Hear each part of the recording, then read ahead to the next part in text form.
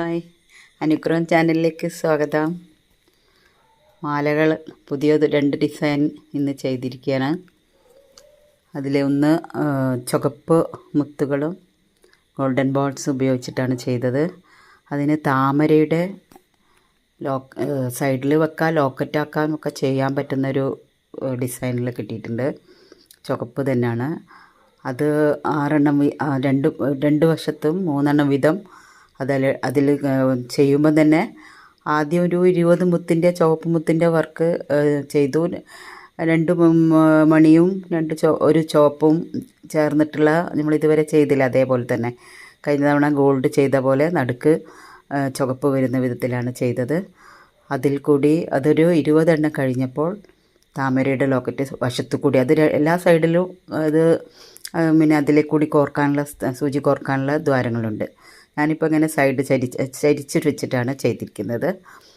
അത് ഒരു 3 എണ്ണം അങ്ങനെ ചെയ്തു. 3 എണ്ണത്തിൻ്റെ ആ ഡിസ്റ്റൻസിൽ ഒരു 10 വീതമാണ് ചെയ്തത്.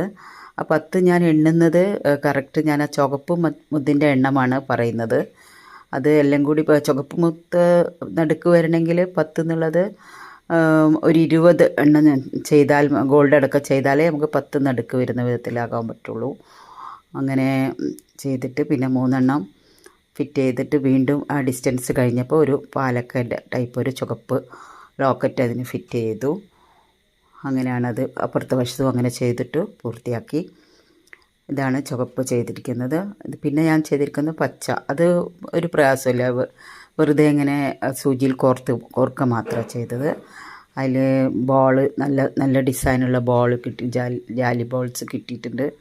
അതും പച്ച പാലക്ക ലോക്കറ്റും കിട്ടിയിട്ടുണ്ട്. അതിൽ കോർത്ത് ടൈറ്റാക്കി കെട്ടിയിരിക്കുകയാണ്. അത് ആർക്കും ചെയ്യാം, എത്ര എളുപ്പത്തിൽ കോർക്കാം. അത് ഈ സാധനങ്ങളൊക്കെ വാങ്ങിയാണെങ്കിൽ നമുക്ക് കോർക്കാൻ പറ്റും. പിന്നെ ഈ ചുവപ്പ് മാലയുടെ പ്രത്യേകത പോണൊക്കെ വരികയല്ലേ, അത് സെറ്റ് മുണ്ടിൻ്റെ കൂടെയൊക്കെ ധരിക്കാൻ നല്ല മാലയാണ്. ചുവപ്പ് ബ്ലൗസ് ഇടുകയാണെങ്കിൽ അതിന് നല്ല മാച്ചാണ്. എല്ലാവരും